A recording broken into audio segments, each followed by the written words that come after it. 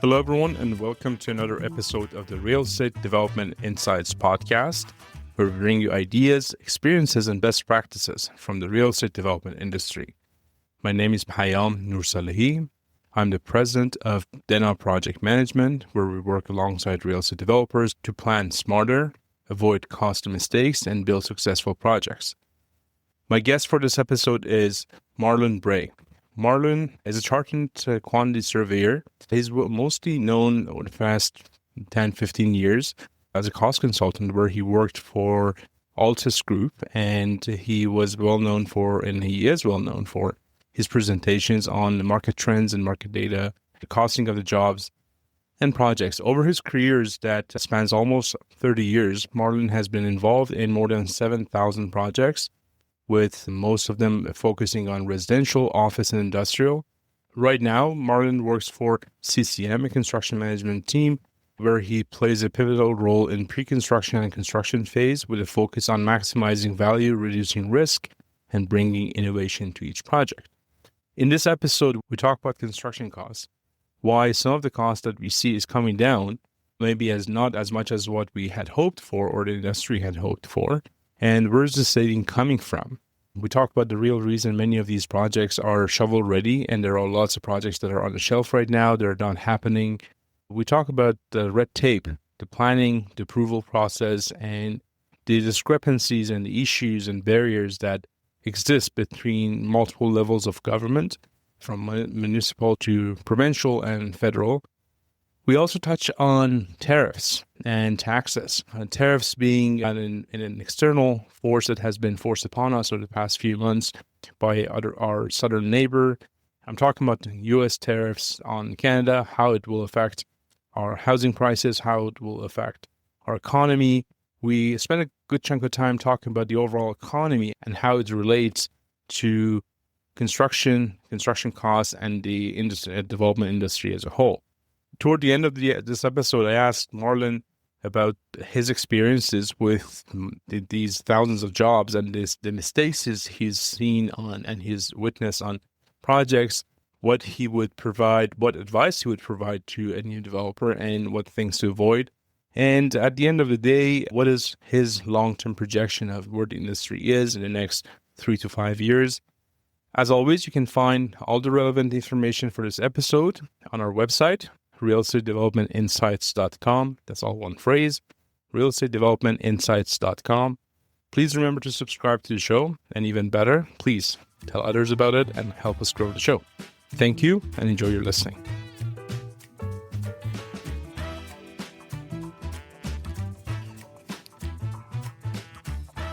Hi, Marlon. Welcome to the show. How are you doing today? Fantastic. Thank you. How are you doing? I'm awesome. I'm very excited to have this conversation. You've been on my list for quite some time, and thank you to our mutual friend Josh, who made the connection, and we have you on the show here. He's been a former guest. Great episode there for people who haven't listened.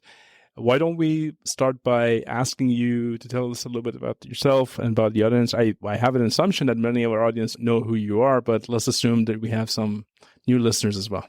So, Marlon Bray, originally from the UK, actually England. People often confuse me for being Scottish, Irish. I had Australian the other day as well, so it gets usually fairly interesting. Spent the first 20-odd years of my career in Canada as a cost consultant, quantity surveyor, and then last September hopped over onto people call it the dark side. I've been there for a while, so yeah. So sometimes it gets dark. Sometimes it gets dark. So let me start there. Why the jump? Like you're a very well-known figure on the financial side, the cost side. Did you get bored? No, it's more of just a challenge. I suppose you could say that to a degree there's a boredom to it. What you reach the point where every day starts to be the same, and then you're looking for a challenge. And I was looking that I'm 48. I'm like, well, if you're going to do a change, now's the time to do it. And then I wasn't really looking. And then Mike, who owns a CCM that I work for, came along and made me a surprise offer that basically sort of resonated as something that interested me. And I've always been leaning towards the construction side anyway, even as a cost consultant. My interest has always been on the construction side, and I spent a number of years on site in the UK as well. And my first couple of years in Canada was based on site part-time as well. So it was kind of nice to get out of the cost consulting world. And I just wanted to move from the theoretical side onto the practical side, so to speak. I always say consultants do, we live in a theoretical world, or I lived in a theoretical world. Now you actually have to put your money where your mouth is and get it done. And I kind of like that as a new challenge as well. True. I had a very brief period of working as a consultant, as a management consultant on project management. And to your point, after a while, I'm like, you know what? I miss the field. Like, I have to go back and make it happen. Let me make I can't curse on this podcast, so I make stuff happen on site. And with that being said, but is there anything that you're seeing today that a year ago, 2 years ago, when you were only on the cost consultant side, where maybe you're not necessarily paying too much attention to, and these days you're like, yeah, this is actually a big deal? Have you had any of those moments here?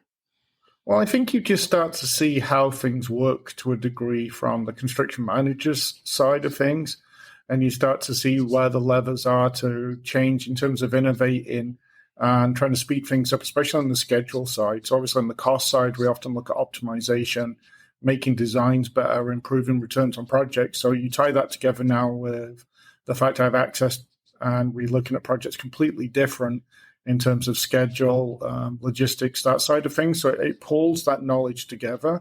And I think part of the other challenge we've been on the consulting side was the level of information we got sometimes was like kind of drinking from a fire hose. It was actually too much information.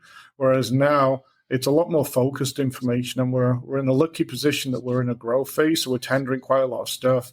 And the information we're getting back, it's a lot easier to make sense of it now than before, where it was kind of a little overloaded. A lot of times as a consultant, you get stuff secondhand or late, whereas now I find it's a lot more real time. And I find construction managers tend to live in today, whereas cost consulting sometimes used to be accused of living in the past because you just had that gap where you were living. So it's just also more challenging and interesting, because when we give a number now, you actually have to live by it. When you give a schedule now, you have to live by it.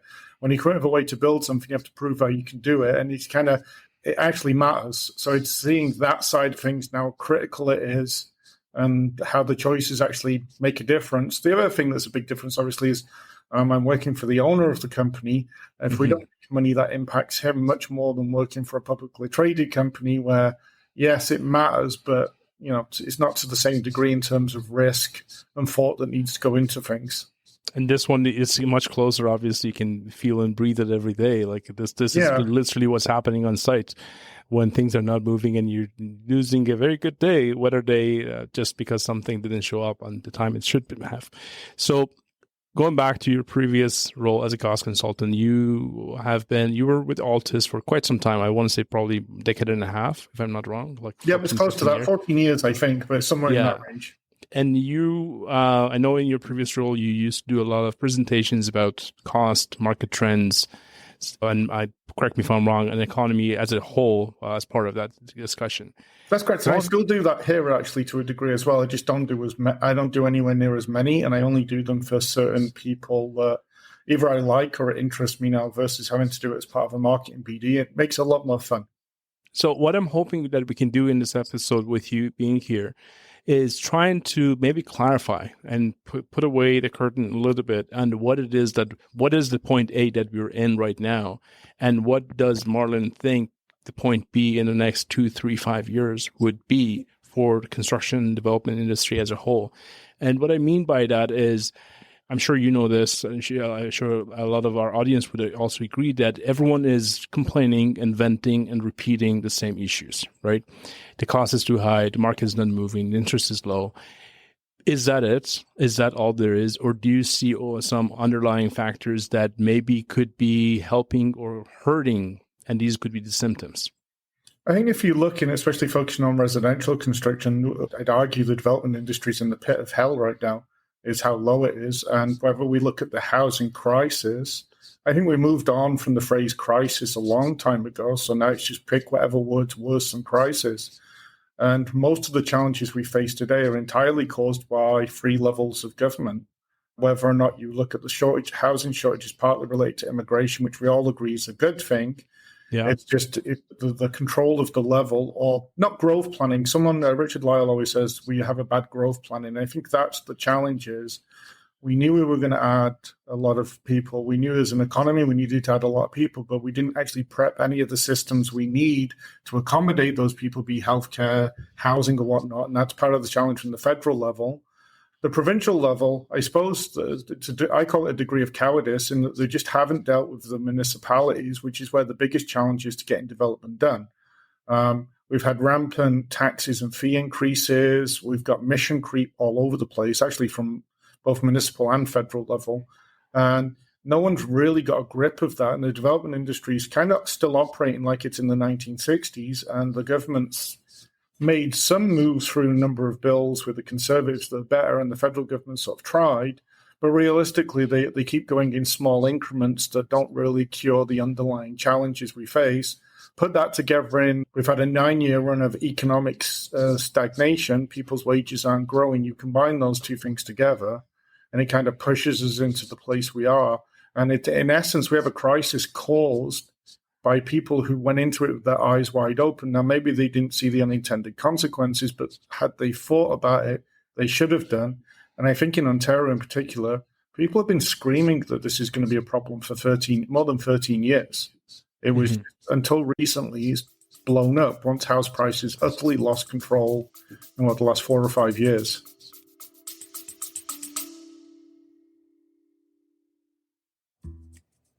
Hey everyone.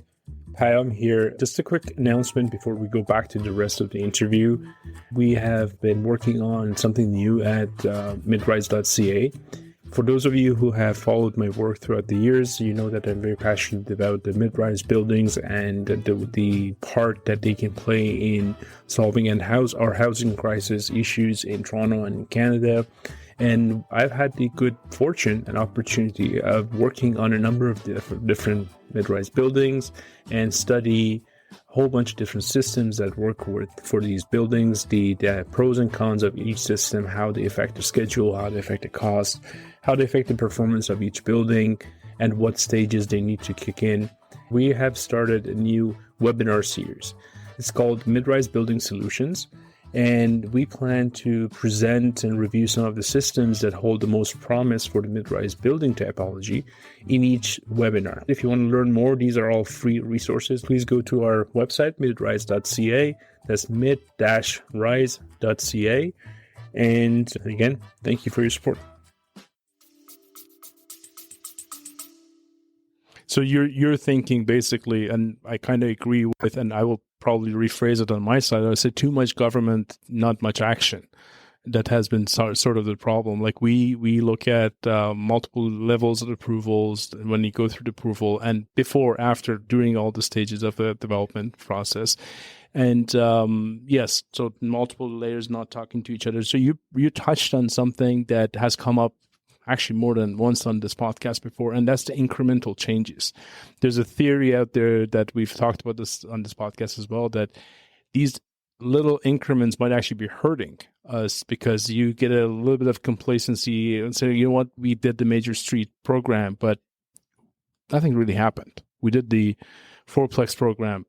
You don't see too many of them out there. Like there are some, don't get me wrong, and kudos to people who are making it happen, but it's not the level of impact that you need. You need bolder, bigger actions. Where do you stand on that? Well, it never was going to have the level of impact. Often when I do the presentations, we talk about what is significant and what is the definition of significant. And the problem when you look at it, the fourplexes and whatnot are never going to be significant.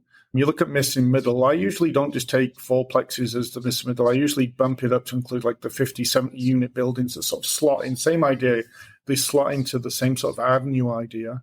The challenge is we need like 10,000 units, not 400 units. It makes no difference. And I think at that level, that the government charges, the government restrictions, the hoops you still have to jump through, despite that there's them allegedly making it simpler, are just too great, and the risk is too large to make that program run. And the way I look at even the units in people's backyards, the ADUs and stuff like that, I always viewed it as like a democratization of development, so to speak, and focus on the big buildings. But what we really need is all hands on deck. And they like to use this wartime effort. And their definition of the wartime effort was doing a coloring book, which is what it basically is, a glorified coloring book of standardized design that's of no value. But realistically, the wartime effort is everyone working together to solve the problem. And right now, we don't have that. And I suspect if we could unleash a number of smaller developers that have the ability to raise massive amount of capital, but could get this done. If we could build 10,000 fourplexes or missing middle of, these 50, 70 unit buildings, that starts to make a difference. You stick that across every city in Canada, it starts to make an even bigger difference. And the challenge tends to come down to just municipalities. They're in the way. And I wrote numerous articles on this in the past. Basically, it's math. It's driven by math. I wrote an article for Stories recently, The Math Isn't Mathing. But if you look at it, the NIMBY generally rules Canada, not the politicians, and they're terrified of them, especially at the municipal level. And with 65% of people owning homes tending to be older, the number of people mortgage-free tending to be older, that's the highest area of people that vote. They're the people that have the biggest say. Whereas, unfortunately, people at the lower end of the income scale tend not to vote as much and don't have as much of a say, which is why we have a system that just doesn't work. It's not designed to work. I'm not fully convinced the government's all in on solving the problem because it could be political suicide. I think you saw that with the new federal housing minister saying, look, the goal here is not to reduce housing prices. The goal is to build more supply all the time. And then Mike Moffat at the same time came out with a number of reports saying, hey, that's a great idea, but income levels at current growth will take 18 years to catch up with the current housing value if house prices barely shift. Now, from a logic point of view, that duration, that time, defies any form of logic. So I've always looked at housing as a twofold issue. There is an affordability challenge, but then there's an income level challenge. And if we can't fix the economy, housing will never be affordable. And if we can't increase supply, housing will never be affordable. But you can't do one or the other in isolation. They're fully linked. The ability of someone to pay is critical. This morning, I can't remember who it was, Treb maybe released a report that says, hey, houses that are available on the market and the resale market is the highest it's been in 23 years. The last time it was remotely this high was the global recession in 2008. And I'm like, well, that's interesting stat. People aren't selling homes. The big one that came out is, the average selling price of a house is 1.1 million in Toronto. We consider that more affordable than last year because it's 4%. Well, how many people can afford a $1.1 million home if that's the classification of affordable? I suspect incomes need to double, not creep up. And that's the challenge we now face, is this restricted supply that has, again, aided the NIMBY. It's aided us all. Quite frankly, building less homes actually helps me out because I own my home. The price goes up. It's great for me. That's not great for everybody else. And I think that's where we're in the challenge now. And that's what I meant by a little bit of cowardice at the provincial level. The province and the feds really need to take on the largest section of society, which is that 65% that own homes. And that's a tough political pill to swallow and to try. And that's kind of why we've had these incremental movements. It's why we see these ridiculous policy things like bike lanes and stuff. It's just being shiny to distract people, tunnels under the 401. It's just ludicrous stuff. But if you put that at the right time, everyone then doesn't notice that the 1.5 million homes we're supposed to build, there's not a chance in hell of us doing it. I just finished off an article where I'm saying, basically, delusion is a solution. And it was from it's a comment my daughter likes to make. Delulu is the salute, and they use them apparently at school. And it's something they were looking at is that most of our solutions are just deluded. They're delusional. They sound good. They're big numbers. The vast majority of people don't really understand how the numbers work. And again, it's nothing to do with intelligence or smartness. Real estate economics is a very complicated thing to understand. And the way it gets explained to them is we spent 10 years blaming developers for everything. I wouldn't say we, but the press, and everyone's piled on the developer. That's what they hear. And now everyone's saying we're building a lot. We're not. And if you look at most of the announcements that have been made, and Ford with 1.5 million, Carney 500,000 homes a year. John Tory in Toronto once promised a ridiculous number of affordable houses. I think Mayor Chow's followed up with numbers that they just make no sense. They'll never be hit. And that's where, to me, right now, most of the housing solutions, it's delusional that it'll make the difference they think it's going to be. This is all just, it's kind of like there's a sinking ship and we've got a roll of duct tape and someone's running around just slapping duct tape on each hole and the ship eventually won't sink. Yeah. Right now, the crisis is getting worse. I mean, I put some stats out there the other day. Affordable housing wait list in Ontario is 268,000, the highest ever been. Homelessness is now over 80,000 in Ontario and rising. There's over 1,400 encampments. Like, it's not just the middle class that's struggling here. It's unfortunately, the people that are at the lower income levels are struggling. And I think the argument now, even the middle class doesn't even exist anymore. If you look at the income levels you need, the system's just breaking apart. And most of the solutions aren't going to work because none of them are generating enough supply. So do they help? Yes. Will they solve the problem? No. And I think that's to your point. These incremental changes are a detriment right now because as much as everyone likes to, rag on the municipality, some of them have been trying. I think Kitchener's done exceptional work in trying to speed up approvals and whatnot. Toronto's been playing silly buggers with the shell game on how you define it fast or not. Yes. But some of them have actually been trying. But you can imagine if you're working in housing policy and you're trying to run the municipality and you're trying to do this, and then every day a new rule comes out, it's like banging your head against the wall. And the same with the developers. There's people are in process for applying right now. Bill 17 is great because you can defer DCs from building permit till occupancy. But now everyone has to try and hold those agreements up because they know Bill 17 is about to get royal assent. But when that happens, now the deal with the city is going to change. So does it change now, or do the pre-existing deals change? How is that going to work? It was the same, if you recall, HST came in, taking off rental units. The challenge was that only applied to new stuff that started after a certain day is complete for a certain day. Everyone else, even if you just started, that doesn't fall under you. And that's the problem with these increments. We don't have a coordinated plan at a federal level to deal with immigration down into housing. We already have massive shortages, irrelevant if we add more people. And I think the world has got their head in their ass to a degree, thinking that, hey, look, rental prices have come down in Toronto. That means everything's getting better. No, this is just a moment in time. It's a false narrative. And it's just basically there's so many completions and so many people are nervous about the economy right now. It's created this false data point where it looks like things are getting better. But in the mid-term, things get a lot worse if you start pushing out 2 or 3 years, which is, supposed to your other point, where's the market going in a few years? From a construction point of view, I think it's going to be great because construction will start firing up again at a rapid rate.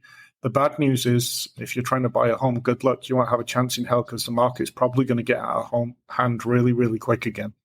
Yeah, so I think you touched about a whole bunch of things there, and I mostly agree with everything you said. I want to go back and touch on a few things, and because I think this is important, and to your point, it gets lost many times in the conversation.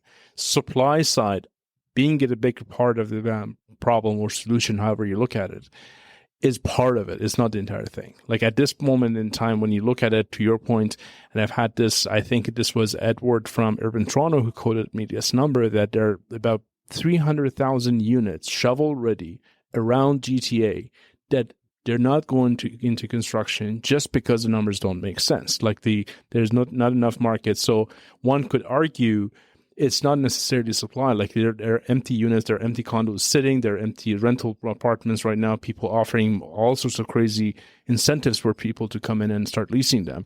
That's just not happening. But it's also the affordability is probably as big of a villain in this equation, or even to your point, it might be even the bigger villain of the whole thing.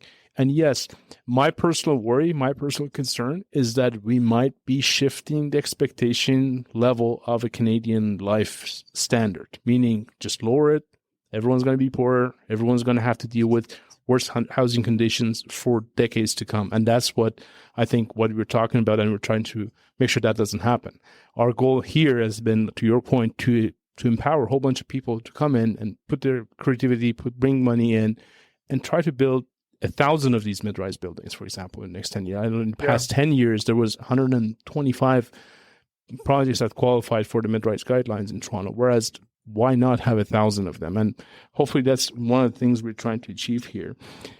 Let's go back to the question I get asked probably 5 times a week. Are the construction costs going to go down?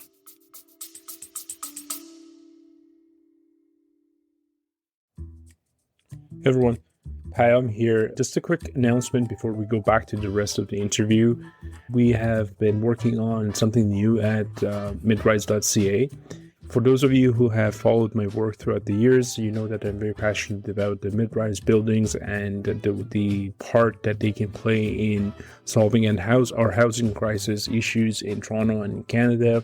And I've had the good fortune and opportunity of working on a number of different mid-rise buildings and study a whole bunch of different systems that work for these buildings, the pros and cons of each system, how they affect the schedule, how they affect the cost, how they affect the performance of each building, and what stages they need to kick in.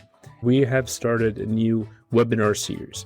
It's called Mid-Rise Building Solutions, and we plan to present and review some of the systems that hold the most promise for the mid-rise building typology in each webinar. If you want to learn more, these are all free resources. Please go to our website, midrise.ca. That's mid-rise.ca. And again, thank you for your support. They're already down massively and they're going to carry on coming down. There is no work. As an example, in Ontario, in the last year, since 2022 till April 2025, we've let go 43,500 workers in the construction industry in Ontario. The number of cranes is plummeting, everyone's favorite crane clown. The number of starts are plummeting. I think we're down 55% year on year or something ridiculous like that. The number of sales is plummeting. So basically, there is no work. Under construction peaked around 21-22, about 125,000 units. Fast forward a year, we're probably going to be close to 60,000 units. So if you can imagine a market halving in size over a period of 2 to 3 years, it's unprecedented.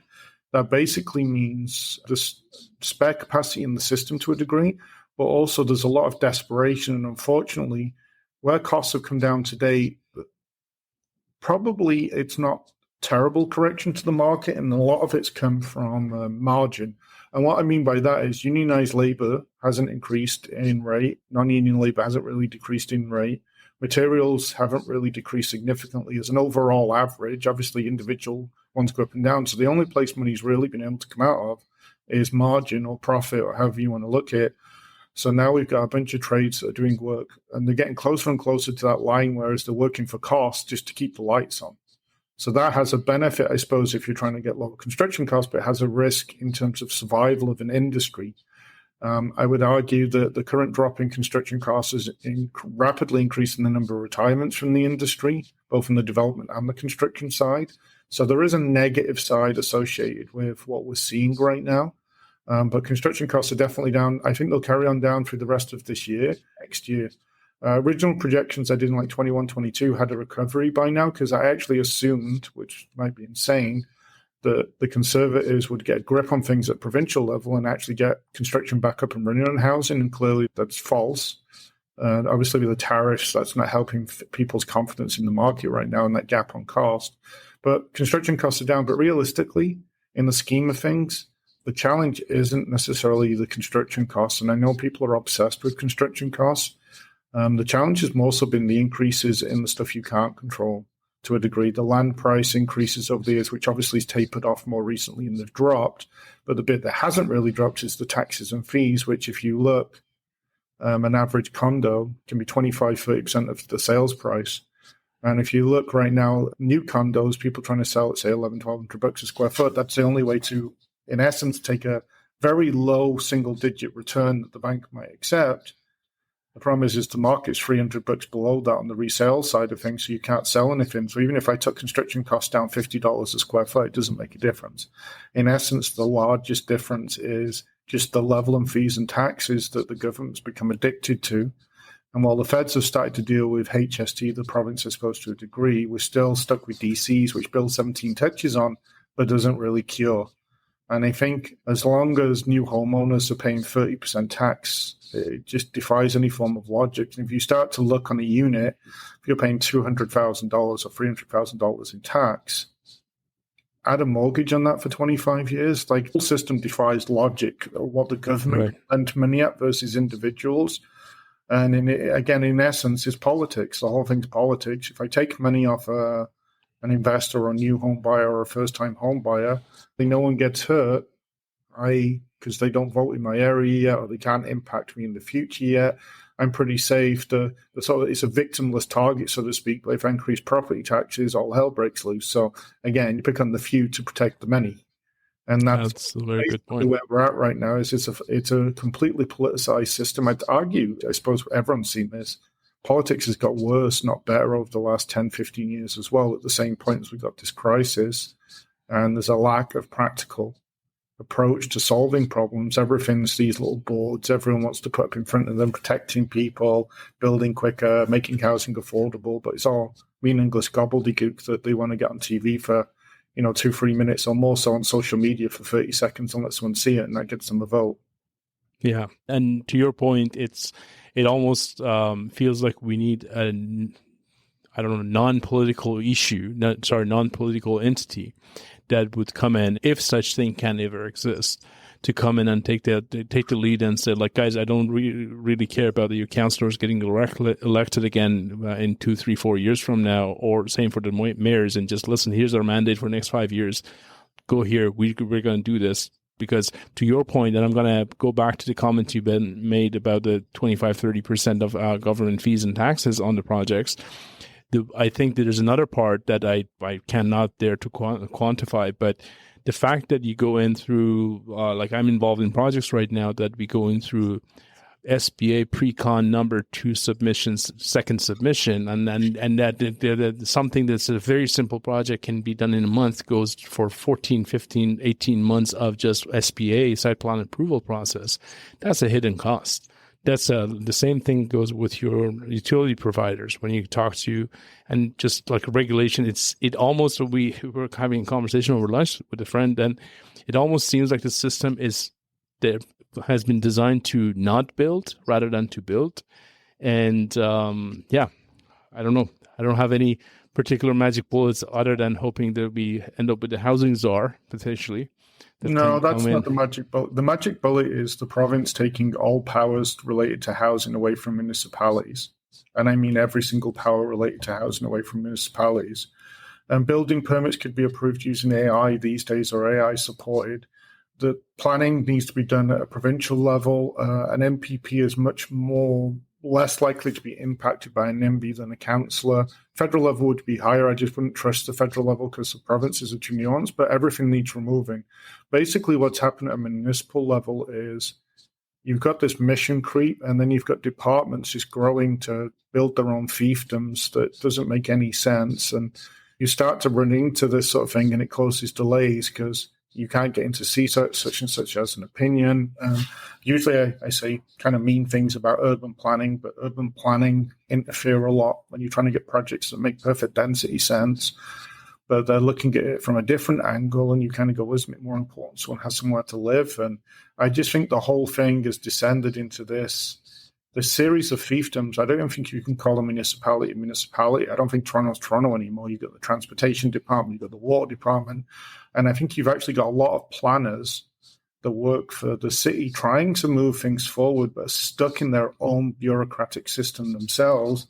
And I usually make the joke, if there was an Olympic medal for red tape, Canada would easily win it. We've become a country of regulation, not a country of getting stuff done.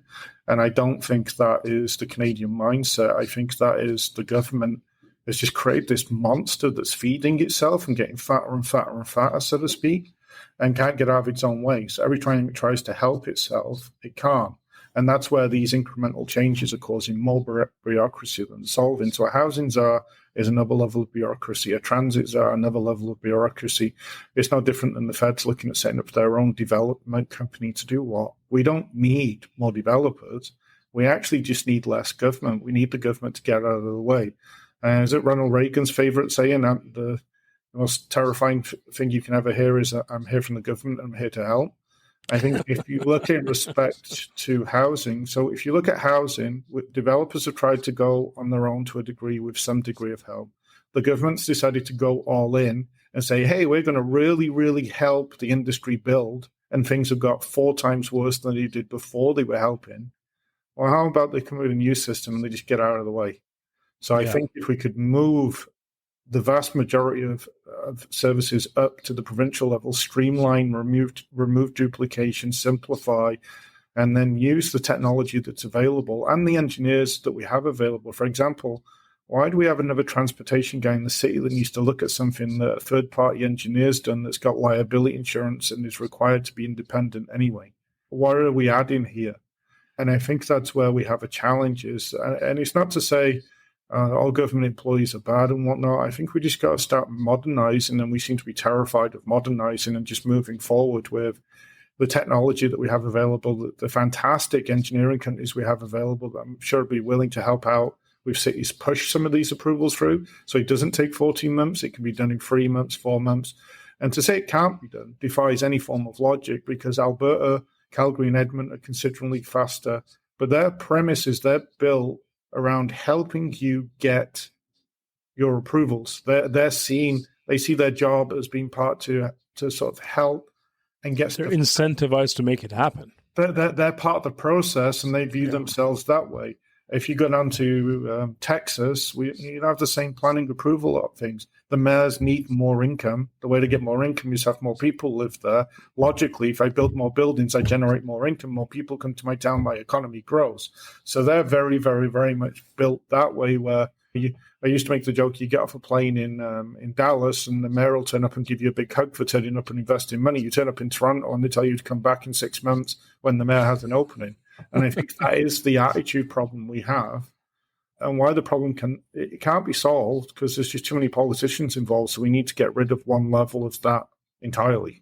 That might really help. And I want to go back to a comment you made about the planners and the city staff. Like I've had the good fortune of working with a lot of good planners at the city, good engineering. Like, frankly, we've gone through a couple of complicated projects recently, and the city staff on the technical side, on the engineering side, the building permit side, they have been so accommodating. They know what they're doing. But to your point, and I think I give credit to Jonathan Diamond, who made this point on this podcast a while ago, we're optimizing with too many variables. Like, at the end of the day, we forgot what we're here for. We're here for providing housing to the people of this country and the city and this region. But at the same time, yes, it's good. We want to make sure we have it. But in also, I'm sure you can attest to this as well. I have 25, 26, 30 different disciplines of consultants on my team just to make a site plan application, just to go through the building permit process. Things that we didn't know we need up until 2 years ago. And I'm going to digress here on a project a few years back. I had to go and find someone who does erosion control for oil pipes to build a project in the city of Toronto, in the middle of in downtown Toronto. And we had to bring them here to test something to make sure something doesn't erode. And I don't want to give away too much about the project. Something doesn't it's just mind-boggling. Sorry, I'm just going to let it at that. I want to zoom out a little bit. Marlon, you have been involved in a lot of different projects throughout the years, development projects in the capacity of cost consultant. You've seen a lot of numbers and performas before and after for the project. What would you say are the top 2-3 mistakes that you've seen people make when it comes to development and being a developer, which you would go ahead and say to a new developer who's thinking of starting a project or scaling up their projects, and say, buddy, be careful, don't do these 2-3 things? Does anything come to mind? I think one of the ones that comes to mind is kind of an overarching comment is, if you go back 10, 15 years ago, in development, you probably just had to be good at a couple of the stages and you could still make money. Whereas now you have to be good at everything. So the land acquisition, the entitlement, the sales side of things, especially if you're on the condo side of things, through to construction, through to moving everybody actually into the building, that post-completion phase. Whereas I think everyone had these images of, sellout weekends. You just turn up, you sell. I can be the guy in the Ferrari. It's a great job. It's really easy work to do. It's that you can get saved by the market, whereas now you're not going to get saved by the market. And to be honest, if you're a new developer, you really need someone else with you that's experienced. I wouldn't want a new developer wandering around on their own that has no experience whatsoever. They're likely to end up in a whole lot of trouble. The other challenge is usually is people being over. You need to be optimistic with a side of pessimism when you're in development. Right. So you have to be optimistic or you never build anything, but you also need to know where the line is. So I've seen huge mistakes with people buying land they think can be developed for one thing and it can't necessarily be. Once went to a developer that bought land, then realized it wasn't actually going to be able to be built on for like 20, 30 years, but didn't actually make any of those investigations before. assuming you're going to get a sales price that you can't do, selling or launching before you're ready, not understanding your project stats, which is a common problem, believe it or not, people making math errors. We used to have fun as well with people moving from condo into rental, not realizing there's a deemed disposition value of tax due substantial, and then going, wait a minute, what do you mean I have to pay the government $12 million when I finish this building? I don't have that money. No, you don't. And that's most of the errors are just either a lack of knowledge or a lack of double checking things and just making sure you actually know what you're doing and you know all the stages. There was a lot of misconceptions for a while about developers. They wait to sort of copy that. I suppose Diamond Corp's a good example. I'll get land, I'll get entitled, I'll sell zoned land, I'll make a ton of money. And there's a few developers that I ran into, and I sort of said, realistically, your land's worth more not zoned because you just don't know what you're doing. You're zoning the land incorrectly. The drawings you're submitting for zoning are incorrect. You shouldn't be showing these during planning. You're hamstringing the other person. So realistically, when you go and say to them, hey, would you like to buy my zoned approved site? They're looking at going, oh my God, I got to open this thing completely back up from scratch again. You're telling me it's ready to go. I'm going to spend another couple of years dealing with the councillors again because it's just wrong. And I think that's usually the bigger challenge is a lot of people make assumptions and they just don't get that second opinion, that second check, that make sure I've done it right before you go ahead. I think a lot of people get very, very excited and don't think you know it all because there's nobody that does either, which is another common problem. There's a difference between confidence and suicidal. That's a fair statement, and I agree with. And I think it's a natural byproduct because for someone who would even consider becoming a developer, they probably are pretty smart. They probably have done good in other areas of life, in other businesses or other professions. They have managed to be successful enough to want to take on something like development. But that very thing might actually be the downfall that like you mentioned, like you don't need, and this is, I've had this conversation with a few people, especially on my own team, is that one of the things that I've learned throughout the years is better to be not the smartest person in the room, because that way you're setting yourself up for trouble, because you need other people who are smarter, who've been there. We have, I remember a while ago, we had a call with about 30 consultants on one of the projects. That's probably a year ago or so. And I was in the middle of the call, I kind of took a moment. I'm like, do you realize how many years of experience are sitting on this call trying to solve this one particular problem? Don't get me wrong, I love the brain thrust, but at the same time, it's dollars and cents that is ticking every minute. Going back to the earlier conversation that we had, I think we talked about the overall impact of the industry. One of the things that we didn't, and you kind of touched on it briefly, but I want to dive into it a little bit deeper, is obviously our southern neighbors and what they're doing, what the tariffs are. And I'm going to put it into context as to there's a whole psychological side to tariffs. And you mentioned that a lot of people are kind of in limbo. They just don't feel comfortable investing and don't comfortable, even if they have the money, they don't feel comfortable committing to anything just because they don't know what's going to happen. So it's the uncertainty level. But if we could, for a second, put that uncertainty factor aside, from a logistics perspective, what do you think, or how do you think that will affect our construction costs, going back to the original discussion? If you look at the projections, people have done studies already today, and I've seen estimates of, say, residential construction costs will increase by $1 billion a year. And on the face of it, that sounds like a lot. But considering we spend about $176 billion a year on residential construction, it's less than 1%. A former colleague of mine looked at some stuff on interior fit-out projects and renovation projects. The impact was 2 to 3%. So if you look at a very high macro level, it's borderline irrelevant, and I don't mean to belittle it. It's the least of our worries in the current market. I think where you've touched on the impact from a mental side of things on the sales side is much bigger. And then the other impact is certain areas, Kitchener, Waterloo, that whole manufacturing area. If we lose 20,000 jobs, that's 20,000 people who don't have an income, they can't afford to buy the houses, which just takes a whole sector out of what we talked about before about the economy and stuff. They're far larger than on construction. And I think construction, obviously, individual projects are going to struggle depending where certain materials come from, whether specified or not.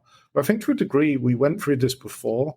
And I think that the way the market's adjusted is pretty good. For example, if you want curtain wall, window wall, there's a supplier out of the Middle East now. There's ways of trying to avoid tariffs by bouncing stuff through other countries. There's different ways of dealing with it that mean it's not as bad as it probably would have been. And I think part of the challenge is we're just not buying as much. But if you look so far, the impact is largely been offset by the fact the market's dying. Yeah, and that's not good news anyways. But not noticeable. And that's why it was even when we went for the union negotiations recently, and it's kind of like, we'll stick on strike. Does anyone really care? There's not many people building anymore, and so many people have been let go. And that's so tongue-in-cheek, but the market's so broken right now. The outlook for the next 1 to 2 years is so bad. Trump might be a welcome distraction from how bad it actually is in Ontario already. And if you look at it, Ford got elected on the basis of the distraction, and so did Carney. So for our politicians, without Trump, would Ford have won as easily? I don't know. He wouldn't have had a good excuse to call the election. And then there's not a chance in hell Carney wins if Trump's not in down south. Yeah. So if you look at it in that respect, it was good for some people, it's bad for others. I think my bigger concern is the impact on our own economy more than anything else. Because construction will come through it, construction figures it out. Construction development is one of those resilient businesses where we've been keeping going despite the entire government system being against us succeeding. So our own people don't want us to do what we're doing. Basically, the entire system is set up to try and make sure you can't build anything. And for the last 10 or 15 years, we've managed to have the more cranes than any other city in the world against the municipality from hell.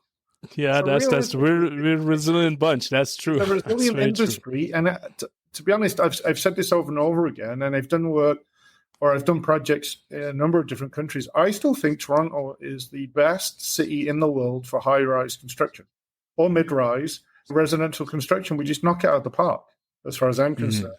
And that's when it starts to irk me when they go on about productivity or contractors aren't building it fast enough, they're not embracing technology. Yeah, there is problems with that. There is challenges with that, but that's not the fundamental problem in the market. 100%. That's not it. But you're right. Like as an industry, we tend to be very good at finding ways of making things happen. That's pretty much what we do all day, every day. And to your point, I was actually having a conversation, like, because I call the trades and see, like, what are you seeing out there? What you're seeing in terms of supply chain, prices, border, the impact, and all these things. And I've had a very interesting comments, a few of them made to me, that one of them, which was very interesting, was saying basically if our neighbors down there are building a wall around themselves, that means that a lot of other countries will have to find a new destination to export their products and find new markets. So that might actually give us a little bit more competitive edge in terms of getting products from elsewhere in the world. So we'll see how that goes. In terms of the stuff that we have internally and domestically under our control, such as mostly steel, and these days there's a lot of discussion about timber, those should not really be hurt. No, if anything, they should benefit because the production exceeds the sales. Now, again, it's a benefit to construction, but it's damage to the economy, and that's the challenge I think we're at right now. The drop in construction costs is actually a sign of a bigger problem, but it's been taken as, it's something to celebrate. Obviously, construction costs were probably too high in terms of affordability side of things, and we spoke about where the biggest challenges are.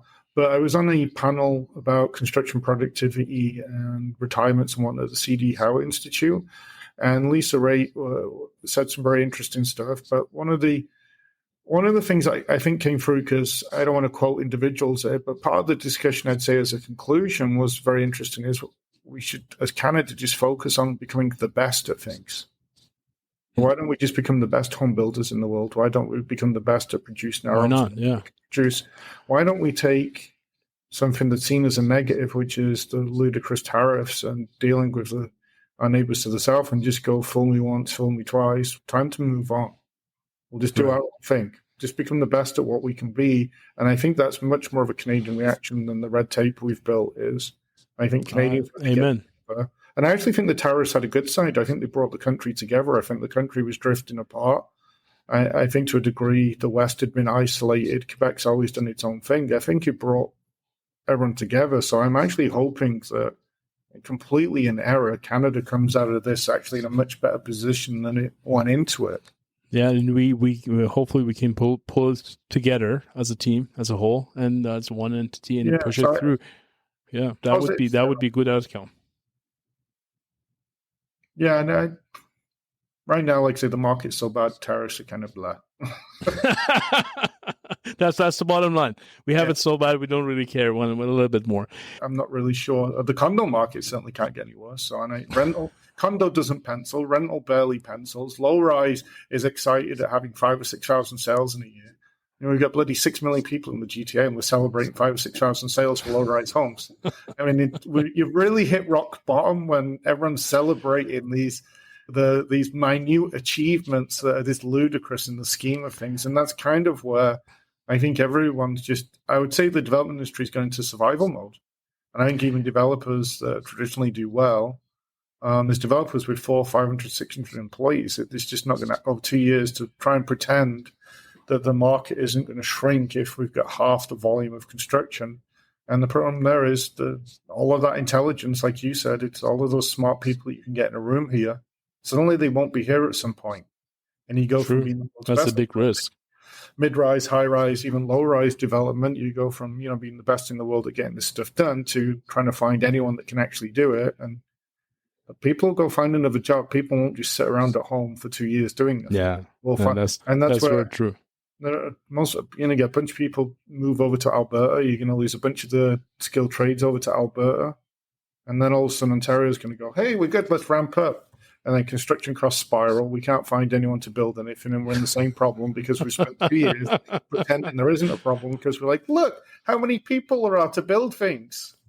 I know it seems like a seesaw situation. It goes back and forth, but I want to try and not end our conversation here on a very depressing note. But so you're moving to Alberta as well. So I want to try and be optimistic, and that part is at the end of the day, if this is rock bottom, then what that means to me is that there's only one way to go, and that's up. So hopefully, I don't know if it's rock bottom yet. I think we've got a little bit to go. Hopefully, we're very close. It gets better. Yeah, that's true.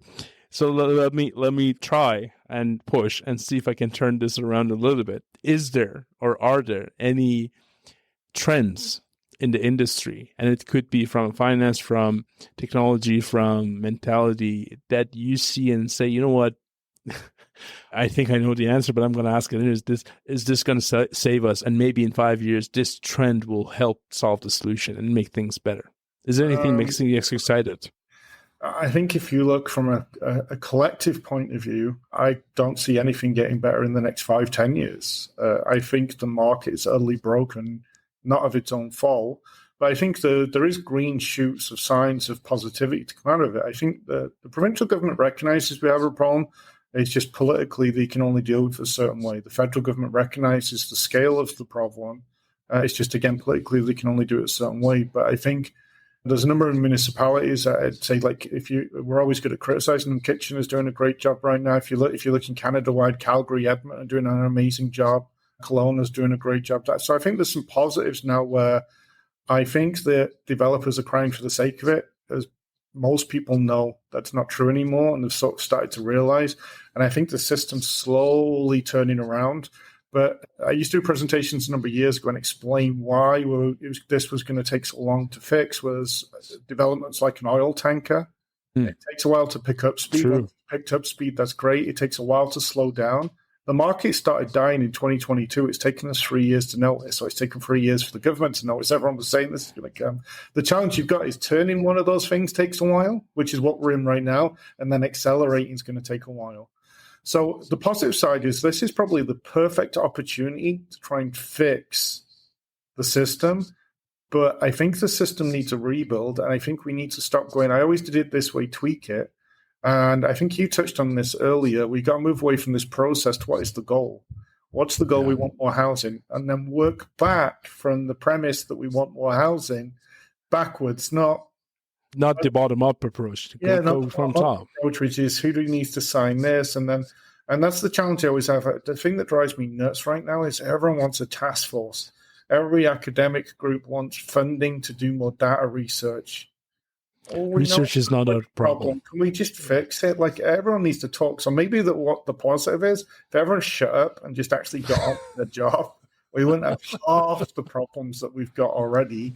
And we just need less politics. So hopefully, I once had a cunning plan that I was sat on a panel and I said to an economist, I said, if it's to put all of the city councillors in Toronto on a rocket and send them to Mars to establish the first city on Mars, do you think the approval process would increase in Toronto? And he's like, well, I don't want to. Yes or no? He's like, well, probably. And then the only problem with that is then in the future, no one else could live in Mars because they'd have so many rules and regulations by the time you got there. You wouldn't be able to populate it anymore. But that joke aside, I actually do feel sorry for the councillors because I think a number of them are trying as well. But you're hamstrung. If 100 of your constituents come out, jump up and down and complain about something, you represent them. Yeah. You don't really have a choice. And I think that's why we need a lot of change in the system, which would be more of the positive to try and fix this. Bill 17 moves in the right direction. A number of the bills before are moving in the right direction. We just got to get beyond increments to, I want to spend the next 20 years doing this. I want to bring in 350,000 people a year for immigration. I want so many foreign students in the system. We know it's all good.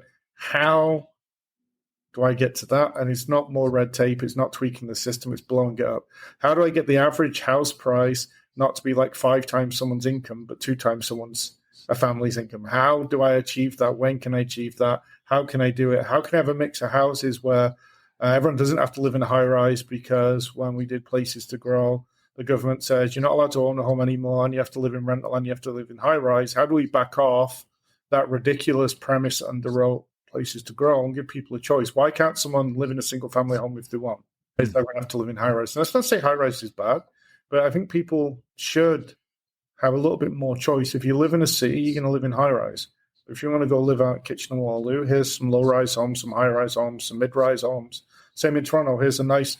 That's where I love the missing middle. It gives people choice. They can get a 1,200 unit in a walk up that's got 6 units in it or 8 units in it.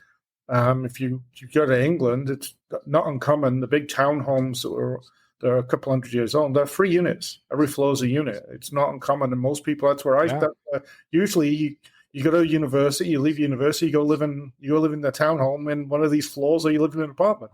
Then eventually you get yourself a townhouse. Then eventually you get a semi-detached or a single, depending where you're going. And that process doesn't seem to be here. And half of my friends would live in an apartment because they wanted it. A bunch of friends wanted to live in a house. People want to be in the city. But right now, the choice is going to have the market. And again, we're not really focused on the right thing, which is what do we need? What do people want? Which I think that's one of the things Mike Moffat's been doing a great job with the stuff he's been posting recently. There's a lot of analysis on we're not really serving the market we want. And that's why we're starting to see these bleeds from Toronto out to Kitchener-Waterloo. Some of it's choice, some of it's affordability. But to pretend it's all just affordability washes over the fact that some people just have choice. The choice isn't in the market. And then if you built 10,000 units of the missing middle, that's a lot of choice because the units tend to be a little larger. True. Not necessarily involving stairs. You can live in a ground-related unit. You can have a little bit of a yard. And for a lot of people, they'd love to live in downtown Toronto, can't afford a house, but that would be a happy medium for them. But if you're building... You need to have the option. Yeah. The price point's off on them because now the problem with the market, like I say, is that what's meaningful, what's substantial. I'm not sure events now, actually. I think we went round in the circle and they made it negative again. That's okay. We're saying it. We're saying it as at least we're feeling it these days. Yeah. And I want to kind of wrap this up by, I think I might have mentioned this before because I really like this quote. And unfortunately, I can't remember who said this. Kudos to guys at the Missing Middle Summit, which was a few weeks ago. And someone on the panel said, we don't have our priorities right as a city. We haven't decided what we're going to prioritize, and it seems to be pulling apart in different directions. That's why we can't make a decision. And I think that's very much in line with what you said. If we have a priority as a city that this is our vision and this is the target group that we want to have here for the next 20, 30, 50, 100 years, we have to plan for it. Or if our priority is to make sure we're going to get reelected in 2, 3, 4 years, that's a different type of action. That's a different type of plan. And I guess there's a place for both, but you have to pick. I had a cunning plan to solve the problem, which was we separate Toronto as its own province, build a huge wall around it, and then the rest of Ontario just built a brand new city from scratch, and no one from Toronto was allowed to live in it. You have a lot of cunning plans. So I said, basically connect Kitchener, Waterloo, Guelph up together as the next city, build a brand new airport, and then have no crazy NIMBYs are allowed in. Listen, that might be another end of the spectrum there. We'll see if someone picks that up. I want to ask you one last question, and this has been a lot of fun. We wrap this up. Yeah, you're a pretty well-informed person. I assume a lot of your time is spent reading and documenting and following up the trends. What are some of the best resources that our audience can educate themselves and keep on top of the trends and the data and the information? The best source of all information is actually talking to people. I spend a lot of time talking to people, and you can't replace that. I do read a lot. I read a lot of articles. I read a lot of studies. I read anything that comes out. I'm following a ton of people as well. If you're looking for quick, good information, Mike Moffat, his Missing Middle's fantastic. They post stuff almost daily. There's a lot of reports in there that have a lot of facts. CMHC, if you want to just look at the real numbers, as accurate as CMHC can be, but CMHC have a great website with housing starts on it and whatnot. And then it's just a matter of keeping an eye on things. Like I have a little app on my phone that basically gives me all of the press across Ontario. So I read NIMBY problems from Waterloo. I read housing solutions in Waterloo. I read them down in, I think there's Hamilton, and there's another little dodgy newspaper I get stuff from. I read all of that stuff. And I think you've just got to make sure you don't get all of your information from one place because there'll always be bias. You've got to look at a bunch of different stuff. I even read stuff in CBC. Not all of it is propaganda for the government. Sometimes there's some good stuff in there. And there is some good journalists hidden in the regular press. They get lumped in with some of the bad ones that become You have to dig for them. Yeah, the Toronto Star, the Globe and stuff, all of them every now and then have really, really good articles that they talk to the right subject matter expert. And then the other one is podcasts. I don't manage to listen to them as much as I used to because I just find time-wise now, because I used to have a bigger commute. My commute's got cut down now. We've moved office. But I like to listen to the podcast because you hear a lot of voices, and it's kind of the same as talking to a lot of people. You can hear a lot of opinions. And if you can take 100 people's opinion, it's a good way to form your own as well. And like you said, I'm nowhere near the smartest person in the room. So if I can listen to 10 or 15 really smart people, you're always learning. And then book-wise, I tend to just read books more. I read a lot of stuff more around fiction or like stuff where projects have gone horribly wrong, what are the solutions from around the world. So I tend to read that sort of stuff. I've usually got 4 or 5 of them on the go at any one time. But I'm just like a bottomless pit for information. Like you just keep throwing it in, and I want to myself. That's good. Good to know. Thank you very much, Marlon. This has been a lot of fun, and I'm sure our audience is going to enjoy and learn a lot. And hopefully next time you and I meet and have a similar conversation, we're going to have more hopeful news and more good stuff to talk about. Oh, so we're penciling this in for 2035, same time then? Are you so you're optimistic then? In 10 years, a lot can happen in 10 years. Give it 2 or 3 years and construction will come back at a fairly rapid rate. I just don't think that the housing crisis will be solved. So we'll be okay. We'll be okay. Anyone that wants to buy a home is going to find it very difficult. Oh, they have to find a construction job, I guess, if you think about it that way. Maybe that's it, working the trades. That was a joke someone used to make. If you fast forward 20 years, the doctor's going to be calling the plumber, and the plumber's the one that turns up in the Bentley. Sometimes it happens right now. You don't even have to wait 20 years. I know. I've seen that condition happen before. Thank you very much, Marlon. This has a lot of fun. And for all of our audience, thank you for listening. And I'm sure you can very easily find Marlon on social media. He's very active, especially on LinkedIn. And do you want to share your handles or anything, Marlon? No, I only actually use LinkedIn. I quit everything else because I figured that LinkedIn is the place I can get in the least trouble. I tried Twitter or X for a while. That is full of utter lunatics. We'll leave it at that. Thank you very much, and have a great day, everyone. Okay. Just one last thing before you leave. We've created a document called Real Estate Development Toolbox, which you can download for free from our website at realestatedevelopmentinsights.com. This document is basically the result of us asking our network and our listeners, what is a top tool that you use on a daily basis to keep yourself aware of information that's going on in the industry, the changes, the trends, the technologies, the regulations, and or if you with the tools that you use to make sure that you deliver quality results to your clients and customers, the tools that help you with productivity in what you do, and also any softwares, specialized softwares that you think are useful to share with others. So if you think there are resources that you're using on a daily basis and you would like others to know about them, please make sure to let us know, and we will make sure to include it in the next iteration of this toolbox. Thank you very much, and I hope you find this document useful.